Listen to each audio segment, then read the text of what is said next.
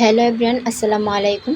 Viral love shape বা heart shape ড্রেসের বুকের হার্ট শেপটা টুকরো কাপড় দিয়ে কীভাবে কাটিং করবেন সেটা একদম সহজ করে দেখিয়ে দেব। আর আমার ভিডিওটা যদি ভালো করে মনোযোগ সহকারে একবার দেখেন, যে কোনো বয়সী বাচ্চার জন্য বুকের হার্ট শেপটা কাটিং করে ফেলতে পারবেন।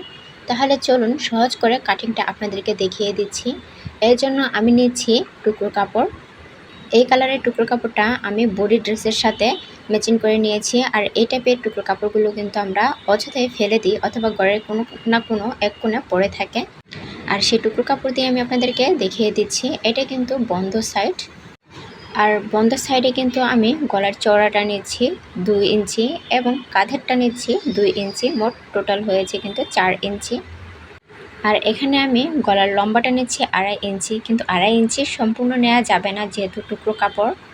এর জন্য আমি এর অর্ধেক, সেহেতু আমি এখানে 1 ইঞ্চি 2 সুতো পর্যন্ত নিয়েছি। তারপর আমি গলার একটা বক্স তৈরি করে নিচ্ছি। এখন আমি নিচ্ছি আরমলের মাপটা। আরমলের মাপটা আমি এখানে 3.5 ইঞ্চি নিব, কিন্তু 3.5 ইঞ্চির অর্ধেক আমাকে নিতে হবে, এর পুরোটা কিন্তু নেওয়া যাবে না। তারপর এখানেও আমি একটা আরমলের বক্স তৈরি করে নিব। এখন আমি কাঁধ থেকে কোমর পর্যন্ত 2.5 বছরের বাচ্চার লম্বার মাপটা নিয়ে নিচ্ছি।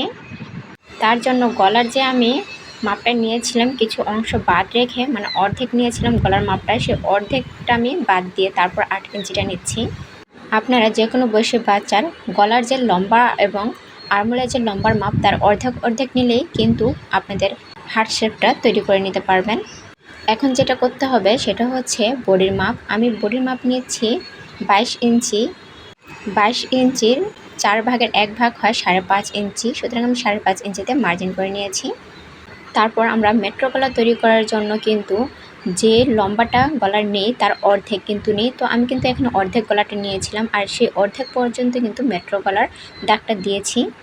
তারপর মেট্রো গলা থেকে আরমোলের যে রাউন্ড শেপটা সেখান পর্যন্ত এসে কিন্তু মিলিয়ে নিতে হবে।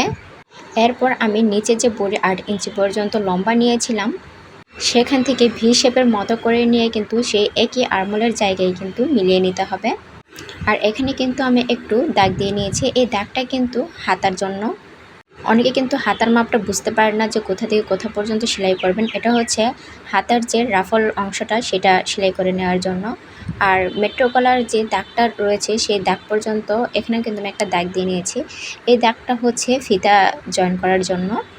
তারপর কিন্তু এই হার্ট শেপটাকে আমি কাটিং করে নিচ্ছি, আর কাটিং করে আপনাদেরকে দেখিয়ে দিচ্ছি। এইভাবে যদি আপনারা হার্ট শেপটা তৈরি করে নেন তাহলে কিন্তু আপনাদের বাচ্চার বডির জন্য একদম পারফেক্ট একটা হার্ট শেপ হবে। আমার এই ভিডিওটা থেকে কেউ যদি পারফেক্টলি হার্ট শেপটা তৈরি করতে পারেন তাহলে অবশ্যই আমার চ্যানেলটি সাবস্ক্রাইব করে যাবেন, একটা অবশ্যই লাইক দিয়ে যাবেন। আল্লাহ হাফেজ।